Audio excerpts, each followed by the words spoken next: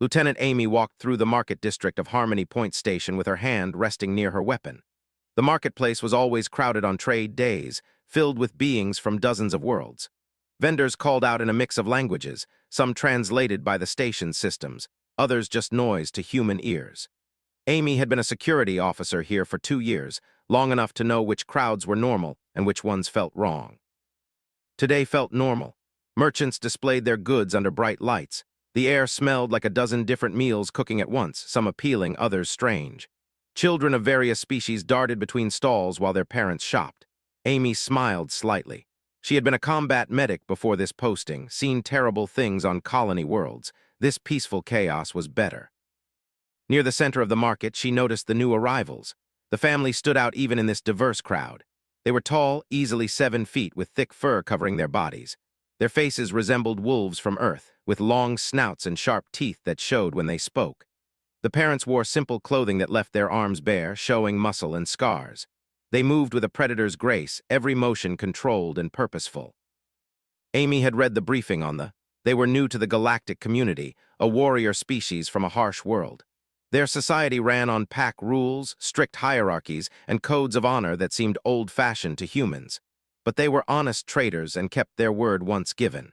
The station commander wanted good relations with them. 2 young played near their parents' stall. The cubs, as the briefing called them, looked maybe 6 or 7 in human years. Their fur was lighter than their parents', still soft. They chased each other around crates of cargo, making high-pitched yipping sounds that might have been laughter.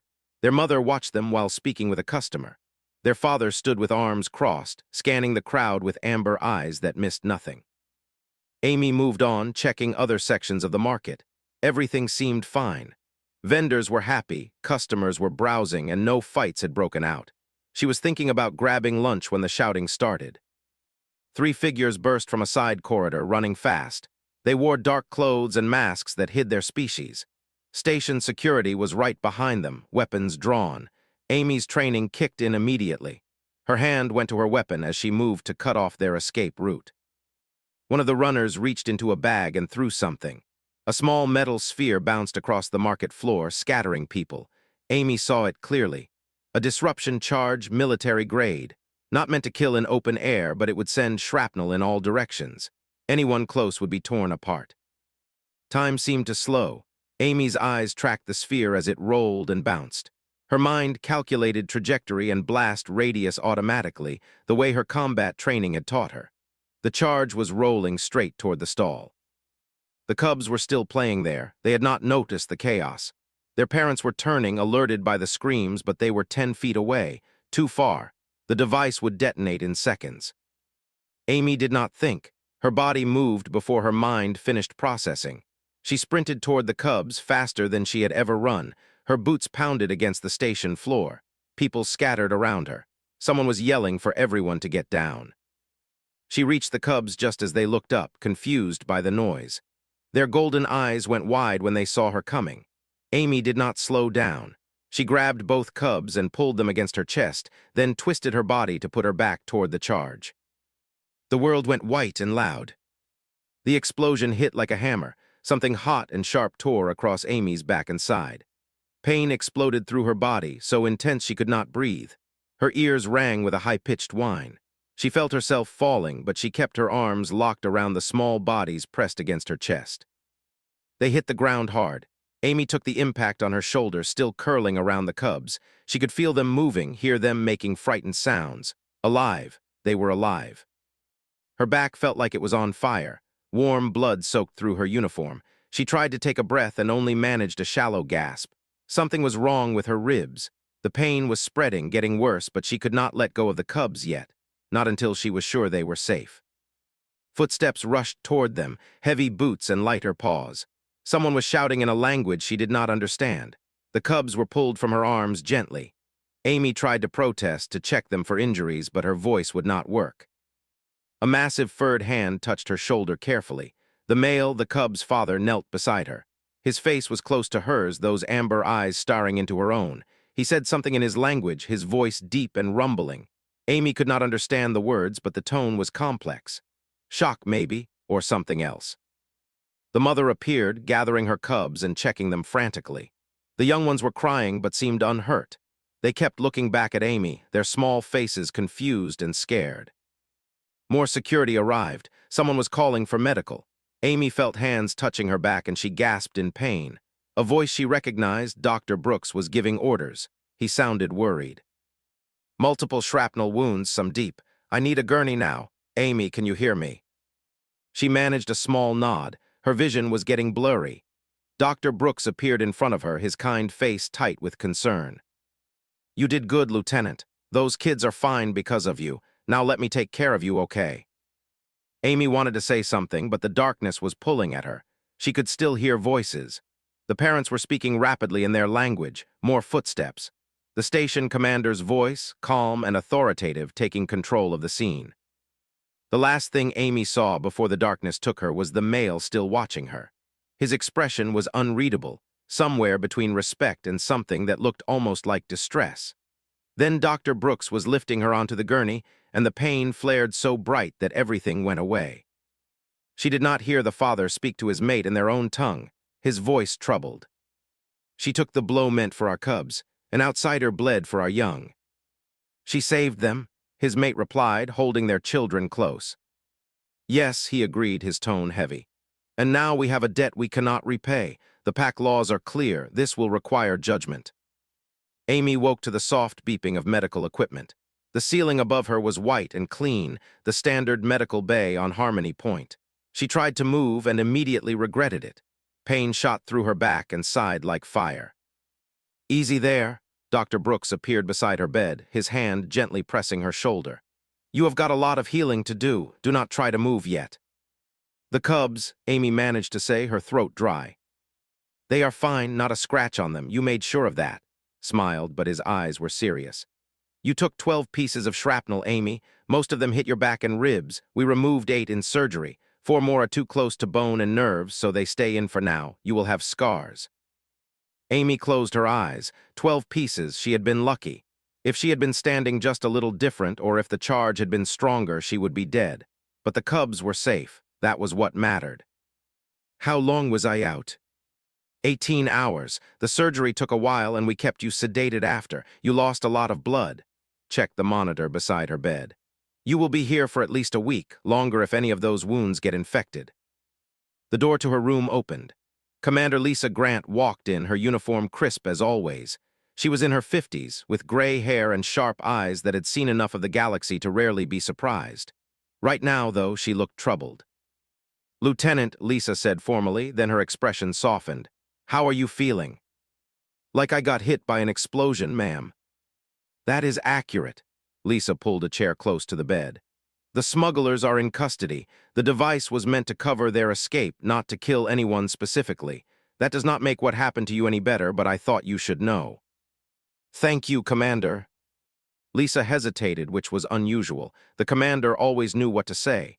The family has been asking about you. They want a visit. That is nice of them, Amy said. The pain medication was making her thoughts slow. I would like to see that the cubs are really okay. Amy, there is something you need to know. Lisa leaned forward. I have been speaking with Alpha, the cubs' father. They have some cultural practices that we did not fully understand when we approved their visit to the station. Something in Lisa's tone made Amy focus despite the drugs. What kind of practices? According to their laws, you have created a situation that requires formal judgment.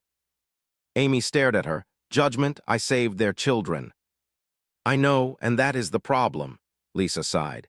In culture, protecting the young is the most sacred duty of parents. By taking the injury that was meant for their cubs, you have in their eyes shamed the parents. You made it look like they could not protect their own children. Amy's mind struggled to process this. That is insane. I was closer. I had training. Any security officer would have done the same thing. You are thinking like a human. They think like a pack. To them, an outsider shedding blood for pack young is one of the worst things that can happen. It creates a debt that cannot be repaid, and it brings shame to the entire family. So what does this judgment mean? Lisa's expression was grim. I am still learning the details, but apparently you have to stand before Alpha and answer for your actions. The judgment could result in you being banned from territory, formal censure, or in extreme cases, a physical challenge. They want to punish me for saving their kids. Amy felt anger cutting through the pain and medication. That is their law. Yes, and because they are guests on this station under diplomatic protection, I cannot simply refuse their request.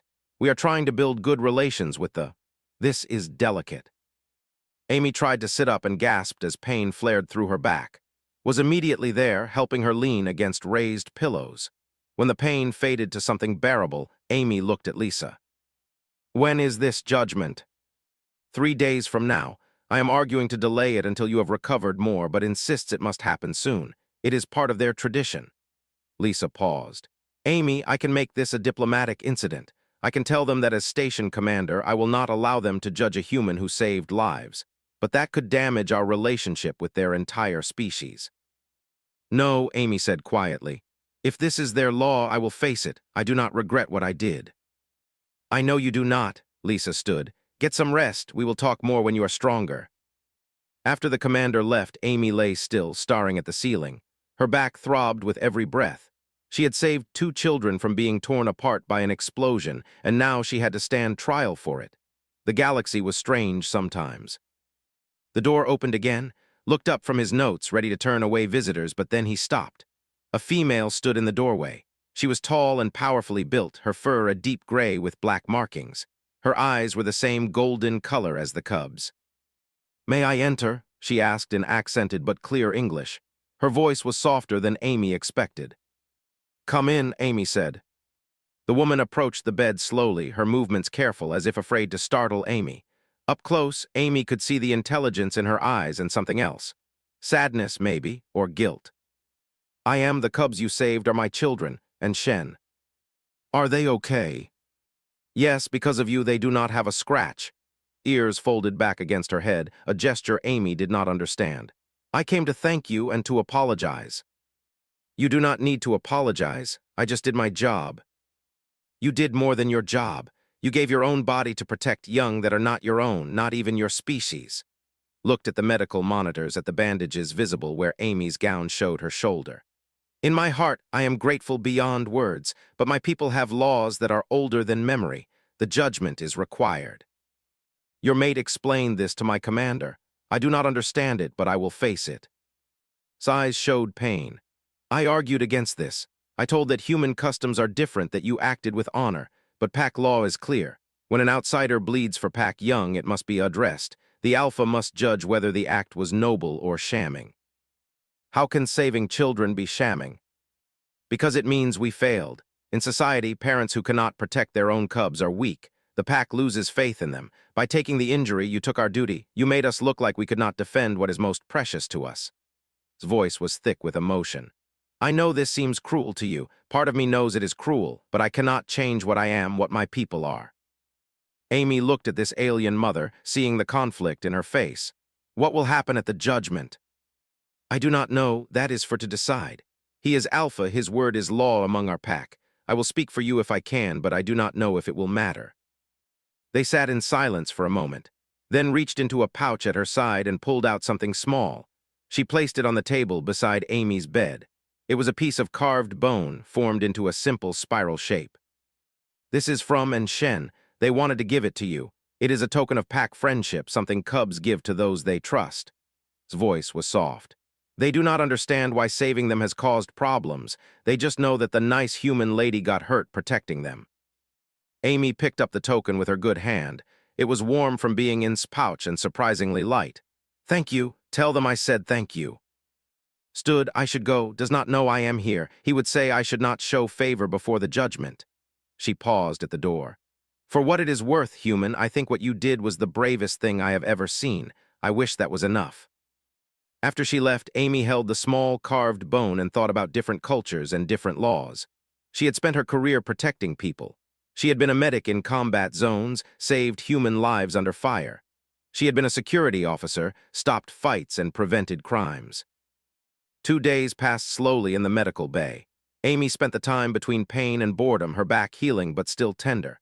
Dr. Brooks changed her bandages twice a day, and each time Amy saw the angry red lines across her skin. The scars would be permanent, he told her. Battle marks from saving children. On the 3rd day, Amy was finally allowed to sit in a chair. Moving still hurt, but it was better than lying in bed all the time. She was reading reports about the culture when her door chimed. "Come in," she called. An old entered. He was smaller than Orr, his fur gone gray with age, his back slightly bent. But his eyes were bright and alert, and he moved with dignity. He wore simple robes decorated with symbols Amy did not recognize. "Lieutenant," he said in perfect English, his voice rough but clear. "I am Elder Thane. May I speak with you?" "Please sit," Amy gestured to the other chair. "Though I should warn you, I do not know much about customs yet. I might say something wrong." Thane settled into the chair with a soft grunt. "That is why I am here, to help you understand what you will face tomorrow." "The judgment." "Yes," Thane folded his hands in his lap. "I have lived many years, seen many worlds. I was already old when our people first left our home planet. I have watched us try to fit into this galaxy of many species, and it has not always been easy. Because of your laws about honor and pack." "Precisely," Thane nodded. "Our ways served us well on our world. Strong packs survived, weak packs died. Parents who could not protect their young did not pass on their blood. It was simple and harsh, but it kept us alive through terrible times." "But we are not on your world anymore," Amy said. "No, and that is the struggle. Is young for an alpha, strong and traditional. He believes our ways should not change just because we live among aliens now. He sees holding to our laws as a way to keep our identity, even when those laws punish people for helping." Thane was quiet for a moment. "The judgment is not meant as punishment, though I know it seems that way to you. It is meant to address the shame that falls on parents who fail their duty. By having an outsider bleed for his cubs has been marked as weak in the eyes of our people."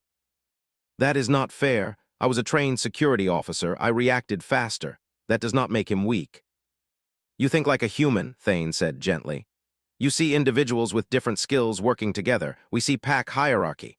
Parents protect young. Warriors protect the pack. Elders guide with wisdom. When roles blur, the pack becomes confused." Amy felt frustration building. "So what happens tomorrow? Does he punish me to prove he is strong?" "That is one possibility. He could ban you from any territory. He could demand you apologize and admit you acted wrongly. He could even challenge you physically, though I doubt he will go that far. You are still injured." "Wonderful." Amy shifted in her chair and winced as pain shot through her back. "Is there any way this ends well?" Thane leaned forward. "That depends on you.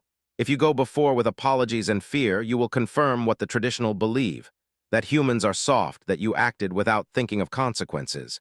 But if you stand firm, if you defend your actions with strength and conviction, you might make him see things differently." "I am not going to apologize for saving children." "Good." Thane's ears perked up.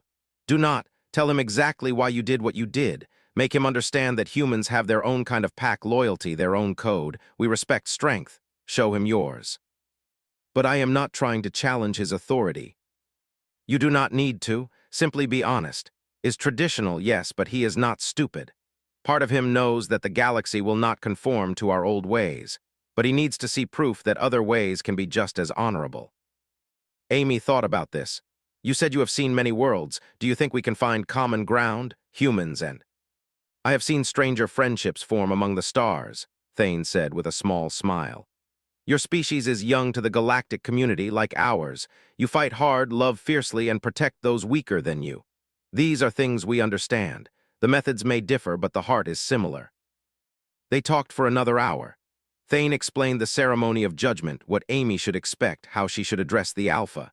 He told her stories of other judgments, some that ended well, others that did not. By the time he left, Amy felt more prepared but no less nervous.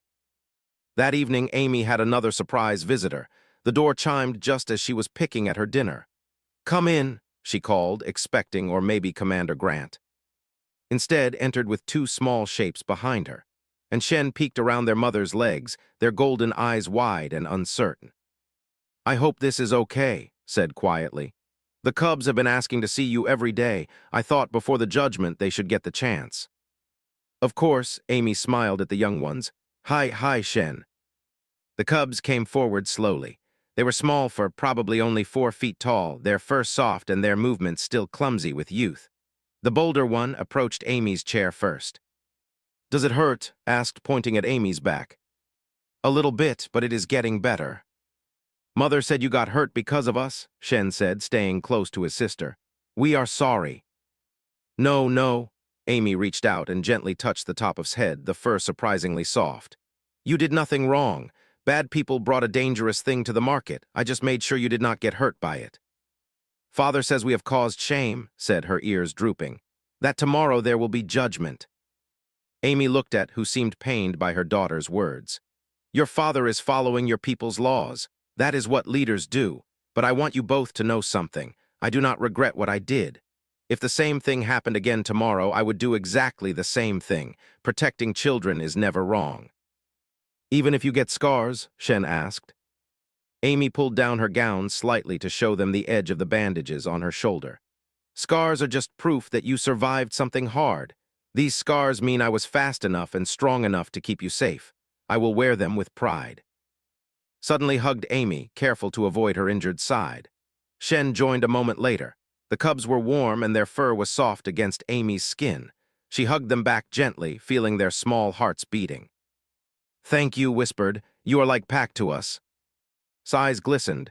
Come, young ones, we should let Amy rest. As they left, paused at the door. Whatever happens tomorrow, know that my cubs will always remember what you did, and so will I. After they left, Amy sat alone with her thoughts. The carved bone token had given her before sat on the table beside her bed. She picked it up, feeling its smooth surface. Two children, innocent and young, caught in the middle of adult conflicts they did not understand. The next morning came too quickly. Helped Amy into a clean uniform, working around her bandages. Every movement pulled at her wounds, but she gritted her teeth and stayed quiet. She needed to look strong today. Commander Lisa Grant arrived to escort her to the ceremony chamber.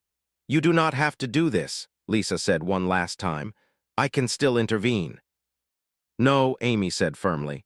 If this is their way, I will respect it. Besides, Elder Thane gave me some advice. I think I know what I need to do. The ceremony chamber was a large room the station kept for diplomatic functions. When Amy entered, she saw it had been transformed. Symbols hung on the walls. The lighting had been dimmed to something closer to twilight. At the far end of the room sat Alpha on a raised chair, with on his right and Elder Thane on his left. Others stood around the edges of the room, maybe 20 in total. All of them turned to watch as Amy entered. A few human observers were also present, including her fellow security officers. They gave her encouraging nods, but they looked worried. Amy walked forward, trying not to limp, trying not to show how much her back hurt. She stopped before his chair and stood straight, meeting his amber eyes without fear. Studied her for a long moment. Then he spoke, his voice carrying through the chamber. Lieutenant Amy, you stand before the Alpha's judgment. Do you understand why you are here? I do, Amy said clearly. Then let us begin.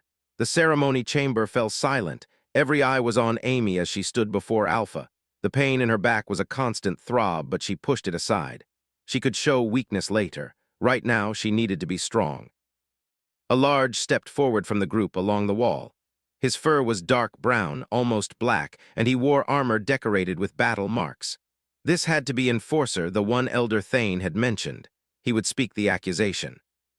3 days ago, began, his voice deep and formal, this human committed an act that brings shame upon our pack. When danger threatened the cubs of Alpha and Beta, she placed herself between the young ones and harm. She took injury meant for pack young.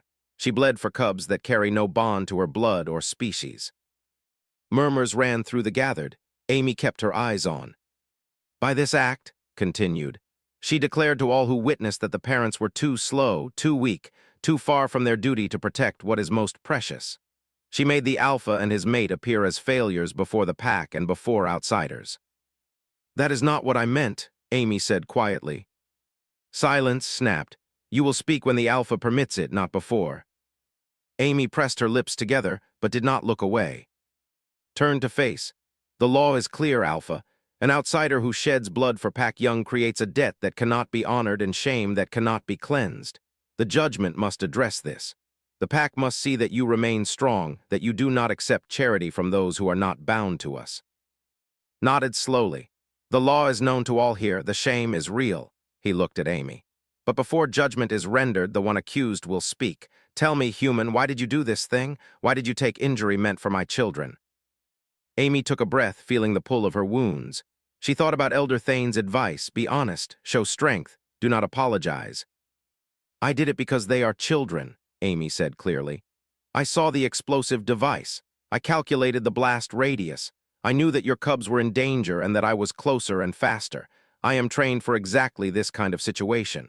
Every moment I hesitated was a moment those children could die, so I did not hesitate. You did not think of the consequences? Asked. I thought about one consequence only: 2 young lives that would be lost if I did nothing. Everything else was secondary. You say you are trained? Trained for what? I was a combat medic for 5 years before becoming a security officer. I served in war zones on colony worlds. I have seen what happens when people are too slow to act, when they think too long about politics or customs or consequences while others die. I swore I would never be that person. Stepped forward again. You admit then that you acted without thought for pack law, without respect for the parent's duty. You placed your judgment above that of the Alpha. No, Amy said firmly. I place the lives of children above everything else. That is not disrespect. That is the highest respect I can show. Among humans, there is nothing more sacred than protecting the young, any young, even those from species not our own. Humans said with contempt.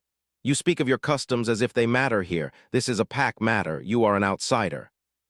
Am I? Amy looked at. You trade on this station. You seek alliances with other species.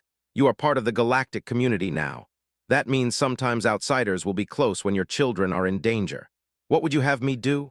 Stand back and watch them die because I am not? Let cubs be torn apart by an explosion because stepping in might offend your customs? You should have trusted that we would protect our own, said, but his voice was less certain now. You were not close enough. Neither was, I timed it in my head. You would have reached them 2 seconds after detonation. They would have been dead. Amy took a step closer, ignoring warning growl. I have seen dead children, Alpha. I have held them in my arms while they bled out, knowing I was too late to save them. I have that image burned into my mind forever. I will not add more if I can prevent it. The room was absolutely silent now, even had no response. Stood from her seat beside. The human speaks truth, she said, her voice carrying emotion. I was there, I saw what happened. The device was rolling toward our cubs. I was running, but I knew I would not reach them in time. I was about to watch my children die. She looked at Amy. Then this human appeared. She did not hesitate. She did not ask permission. She simply acted, and my cubs lived. Said quietly, you should not speak during judgment. I am their mother. I have that right. Ears were flat against her head, a sign of strong emotion. You can call it shame if you want, my mate. You can say our honor is damaged, but our cubs breathe. Our cubs will grow and have their own young someday. That is because of her. Suddenly, there was movement at the side of the room, and Shen broke free from whoever was watching them and ran toward Amy. They reached her before anyone could stop them and wrapped their small arms around her legs.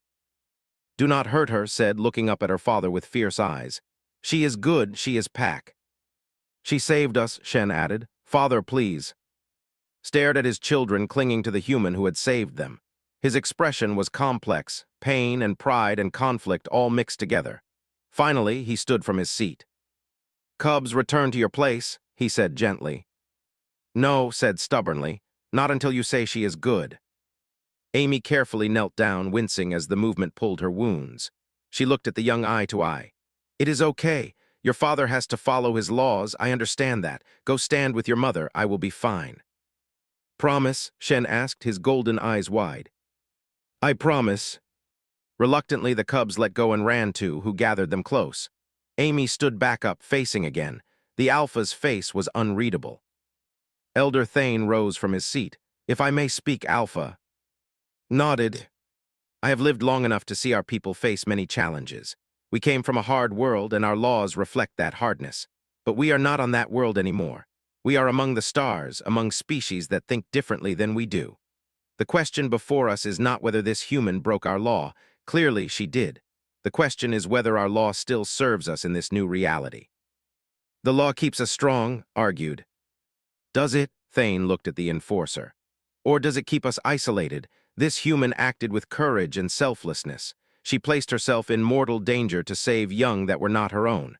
Is that not the highest form of honor? Is that not what we claim to value above all else? But she is not pack, insisted. Then perhaps, Thane said slowly, the pack needs to grow. walked down from his raised seat and approached Amy. He was a full foot taller than her, broad and powerful. Up close, Amy could see scars on his arms and face, marks of old battles. He studied her for a long moment. "Show me your wounds," he said quietly. Amy hesitated, then turned her back to him. She heard protest from the observers, but she ignored him. She pulled down the collar of her uniform, revealing the bandages that covered her back and shoulder. Reached out and gently touched the edge of a bandage. 12 pieces of metal, he said. Anyone could have killed you if it had hit differently. Yes. You knew this when you ran toward the explosion. Yes. And you did it anyway. Yes. Was quiet for a long time. Then he spoke in his own language, words Amy did not understand, but the tone was formal and important. Every in the room stood. He switched back to English. Our law says that an outsider who bleeds for Pak Young has created a debt that cannot be repaid. This is true. There is no way for us to give you back what you lost in those seconds. The pain, the scars, the blood you shed, these are permanent. Amy said nothing, waiting. Our law also says that such an act brings shame to the parents who failed their duty. This too is true by our customs. But I stand here now, looking at my cubs alive and whole, and I ask myself, what is greater shame? To accept help when needed, or to let pride kill my children? Made a sound of protest, but silenced him with a look. Amy said formally, you acted with the heart of a pack member even though you were not born to the pack. You placed duty to the young above your own safety. You bled for cubs that carry no bond to your blood. In my world, in my old ways of thinking, this would be wrong. But I am learning that the galaxy is Amy stared at, not quite believing what she had just heard. Honorary, blood sister. She glanced at, who was smiling through tears, her arms tight around and Shen. I do not understand, Amy said honestly. What does that mean? It means, Elder Thane said, standing with a pleased expression, that you are being adopted into the pack. It is rare, almost unheard of in our history, but the law allows it.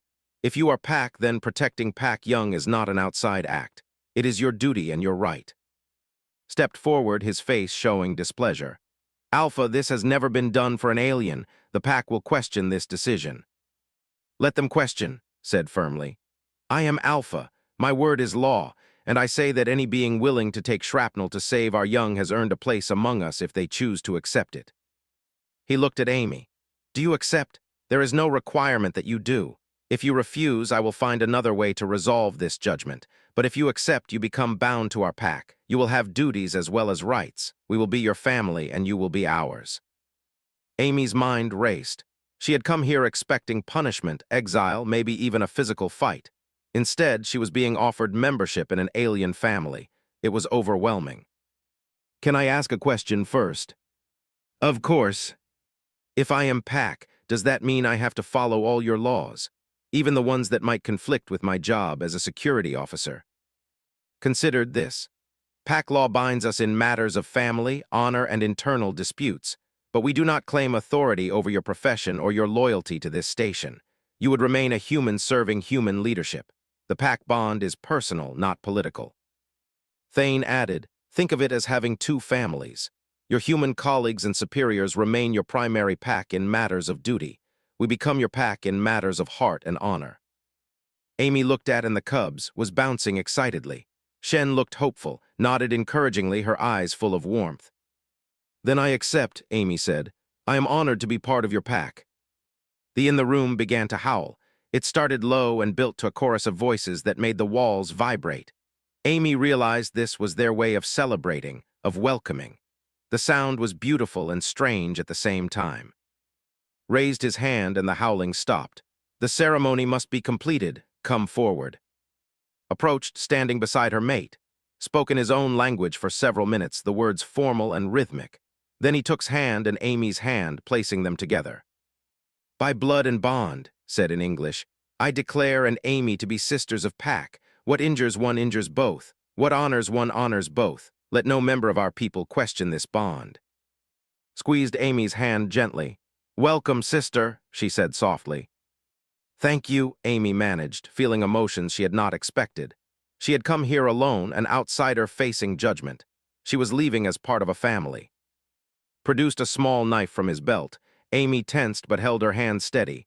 Do not fear, whispered. This is just symbolic. made a small cut on his palm, then held the knife toward Amy. "A drop of blood," he said, "to seal the bond." Amy held out her hand. The cut stung, but it was nothing compared to the wounds on her back. Pressed her palm to mixing their blood. "By this mark you are Pack," declared. The howled again, louder this time, and Shen ran forward and hugged Amy from both sides. She hugged them back, laughing despite the pain in her back. Commander Lisa Grant approached, looking both relieved and amazed. "Well," she said, "that went better than I expected." "You and me both, ma'am," Amy replied. The formal ceremony ended, and the gathering became more relaxed.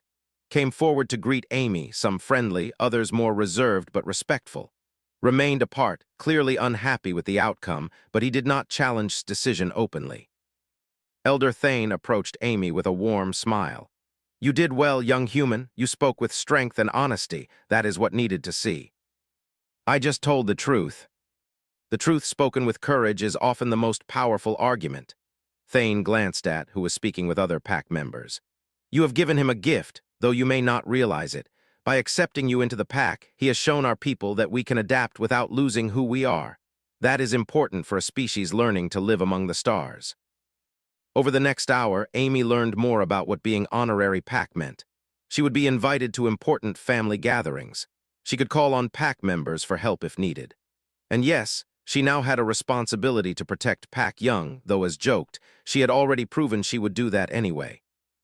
Dr. Brooks finally insisted that Amy needed to return to Medical Bay. "You have been standing for over an hour with 12 pieces of shrapnel in your back," he said sternly. "Ceremony or not, you need rest." Amy said goodbye to her new pack family, promising to visit once she was healed. Hugged her carefully, mindful of her wounds. "Thank you, sister, for everything. Thank you for arguing for me. I am your sister now. That is what sisters do." Back in Medical Bay, Amy lay on her bed and tried to process everything that had happened. She had saved 2 children and nearly died for it. She had been put on trial for that act of heroism, and she had ended up with a new family from across the stars. The galaxy was very strange sometimes. 2 weeks later, Amy was cleared for light duty. The wounds on her back were healing well, though they would scar as had promised. She wore her uniform and returned to patrols, though she was assigned to desk work for now.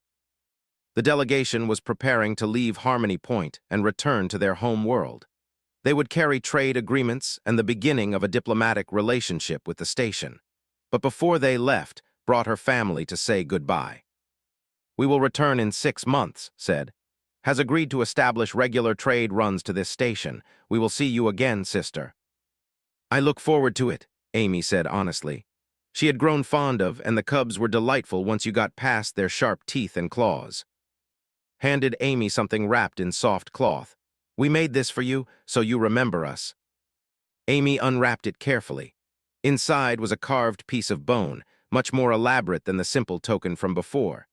It showed 2 small figures sheltered beneath a larger one, all of them surrounded by a circular design that might have been pack symbols. "It is beautiful," Amy said, her voice thick with emotion. "It tells the story," Shen explained, "about how you saved us. So when we are grown, we can show our own cubs and tell them about the human who became Pack." Amy hugged them both, not caring that her back still ached. "You two be good for your parents, okay? And maybe do not play near explosives anymore."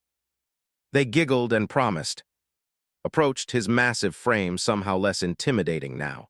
"Thank you, Amy. You taught me something important. That honor is not about being perfect or never needing help. It is about doing what is right, even when it costs you everything." "You taught me something too," Amy replied. "That family can be found in unexpected places." After they left, Amy stood at the observation window of her quarters and watched the ship depart.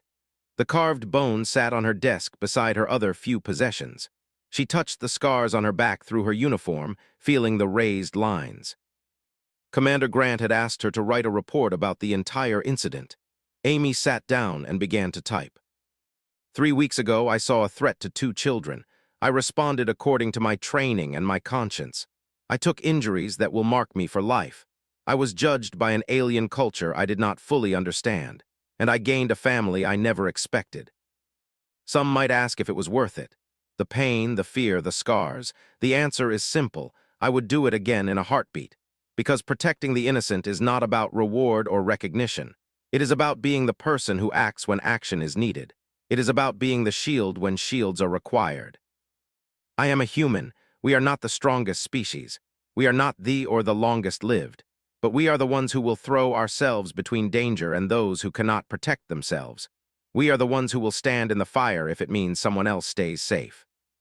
That is what makes us human, and I am proud to carry these scars as proof of it. Amy saved the report and stood up, looking out at the stars. Somewhere out there, the ship was traveling home, carrying cubs who would grow up remembering a human who protected them. And here on Harmony Point, a human security officer wore scars and carried a carved token, proof that family and honor could cross the vast distances between worlds. She touched her back one more time, feeling the marks of shrapnel. They still hurt sometimes, especially when the station's climate control was too cold, but she wore them with pride. Because some scars are not wounds. They are proof that you were brave enough, fast enough, and strong enough to make a difference when it mattered most. Amy returned to her duties, ready for whatever the galaxy would throw at her next. She had her human family on the station, her fellow officers and crew, and now she had her pack family among the stars. The universe was full of different species with different customs, but some things were universal. Love, sacrifice, and the fierce determination to protect those who needed protection. Amy understood all of those things, and she carried the proof written in scars across her back. The story of a human who took shrapnel to save the cubs would be told in both human stations and dens for years to come. A reminder that heroism needs no translation, and family can be found in the most unexpected places. Even across the stars. Larger than my world, and honor can take many forms.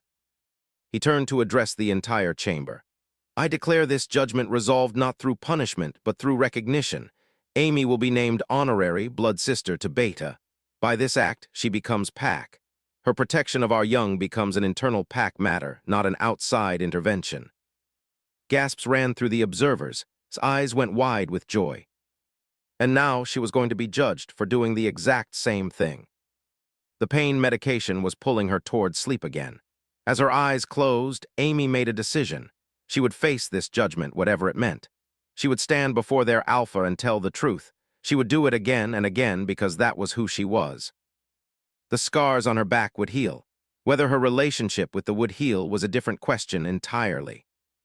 But Amy was already unconscious, unaware that saving 2 children would change everything.